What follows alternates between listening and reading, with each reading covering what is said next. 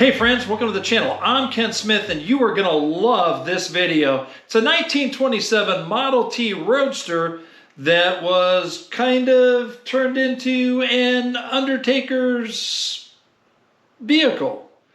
And there's more surprises in this video because you're gonna see what appears to be a casket is really a body bag, probably dating back to the late 1800s. This is a fascinating story behind the vehicle, so let's get at it.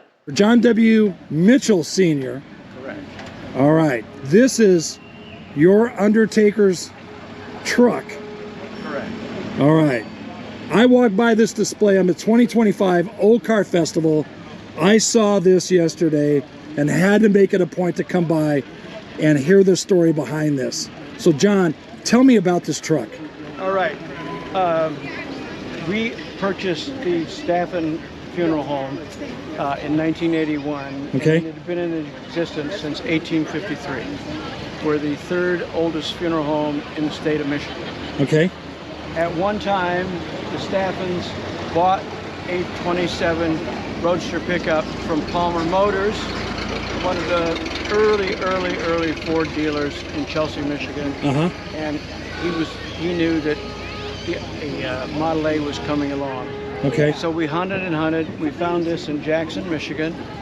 My son went into a garage sale and he said, "You got anything else?" And she said, "Yes, I got an old car in the garage." Well, long story short, he said, "I'll take it." Off it is. And this is the way it is. We cleaned it up. We didn't repaint it or anything else.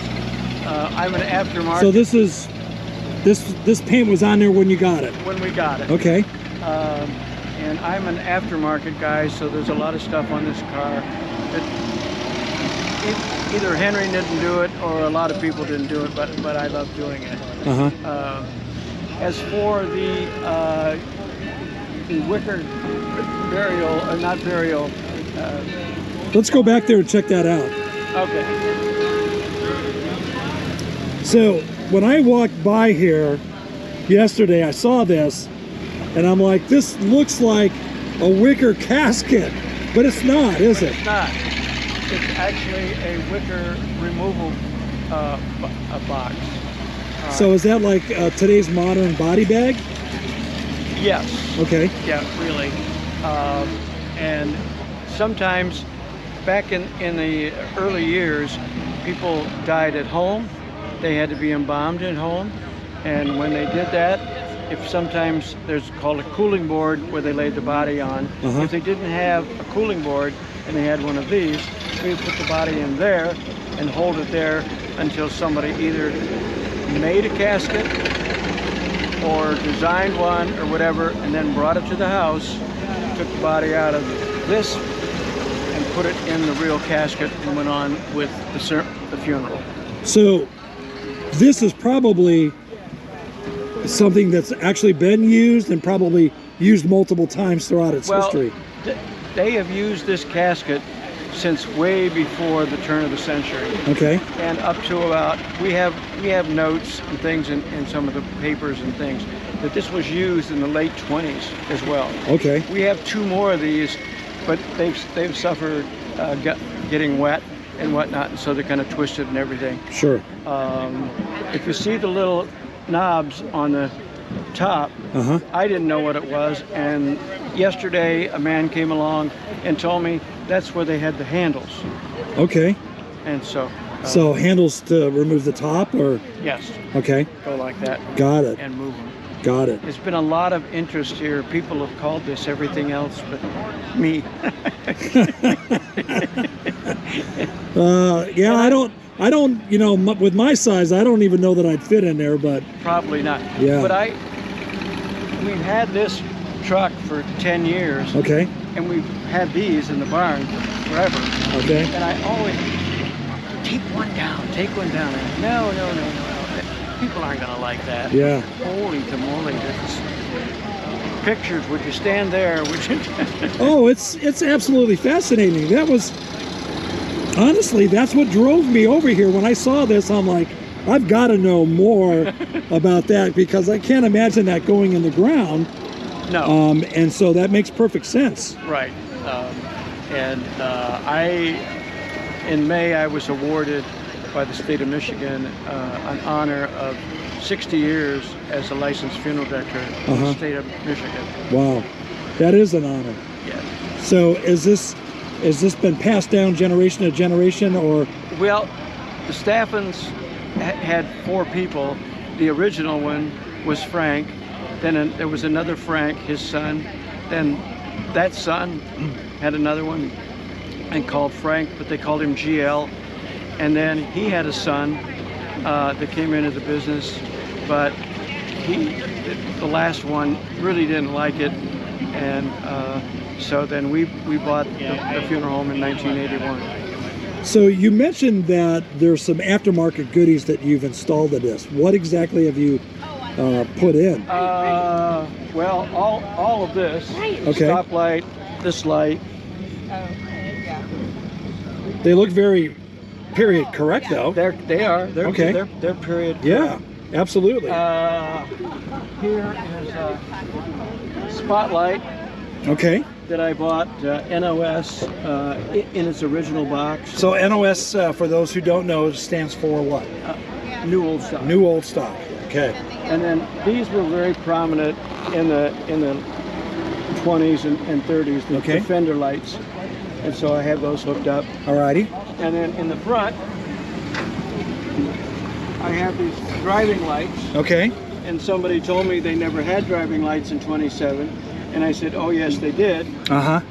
Now, these are Clintons, and Henry didn't use those. Right. But I found them. These are not plastic. They're that old plastic-like material. Right. And things like this. Okay. I had some people telling me about this Republic sign for insurance. Okay. From Detroit. Alrighty. And with the eagle in here. And the one man that took the pictures, he said, you wouldn't part with that, would you? And I said, no, sir, yeah, I wouldn't. Yeah. And he said, I figured that's the way it is, but he said, you know, that is really a rare. That's the first time I've seen one, so yeah. And I noticed you have period correct flags, 48 star. These are 48. Yep. 1, 2, 3, 4, 5, 6, 7.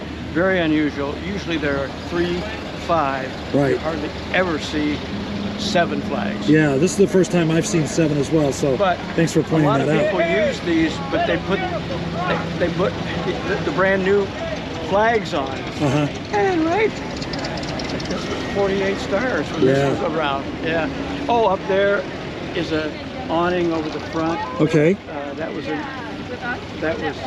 something else that people added to. Okay. And when I bought it, it had been burned. And so I had to clean all that out and whatnot. And I was taking off the black underneath, and light blue showed up. Okay. And I thought, wait a minute, that's what they used to do in porches. They painted the ceilings blue to get rid of the bugs and stuff. Right. So it's blue underneath it. Blue underneath. Yeah. Nice. Yeah. So I still can't believe this is probably original paint. No. It has been repainted? No. Okay. But it's lacquer. Okay. And you know, it's so smooth. It needs a little cleaning up. Yeah. But the paint is just smooth, unlike the new stuff they're using now. Right. So have you had to do anything to the motor or transmission? Oh, no. Nothing other than tighten the belts, new spark plugs, clean it up. Right. We think because when we bought this, it had this black on it, but when you got underneath, it was red. And I kept seeing red, and I kept seeing red. Well, those were the days when Henry, if a fire department called and says, we want a chief's car, we will paint it red for you. And I think originally, that's what this was. Okay. Yeah. That makes sense. Yeah. I can see that. So I also noticed it looks like you've got some additional add-on stuff on the steering wheel. Oh, I do. Okay. Yeah. And there's a couple in here that are pretty. Okay. let me take this out. I want you to see this. Okay. This is from Palmer Motors, Chelsea, Michigan. Okay. That was established the same day that the boat that sank, Titanic? the Titanic. Okay. And they opened the door when the Titanic sank. Okay. And unbelievable, a gentleman in our community drowned on the Titanic.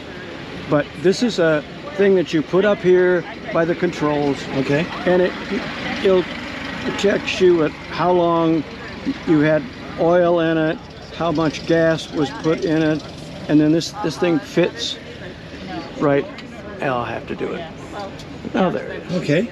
Yeah. Things like that. And the other things that I have done is these are aftermarket things, but I had them all chrome. Okay.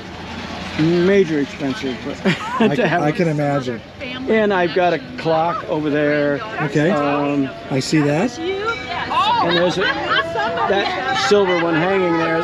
That's to see which way you're going. I guess that's kind of everything that's in here. Okay. These wind wings, those are aftermarket. And they really help if it's raining. They help to deflect the rain. Yeah, I've only been in this when we really got soaking wet. Yeah. Because I don't have any out Sure. on this. Right. And this sign here Uh-huh. was hand put on by a lady in Grass Lake, Michigan. And we had a lot of fun doing this. And initially she wanted to use gold and black. Uh-huh. And then she says, I don't think that's right. And then she came up with, I think, black. And she had a little black piece of board. Right. And she's doing the black. And then she says, we got to have a background.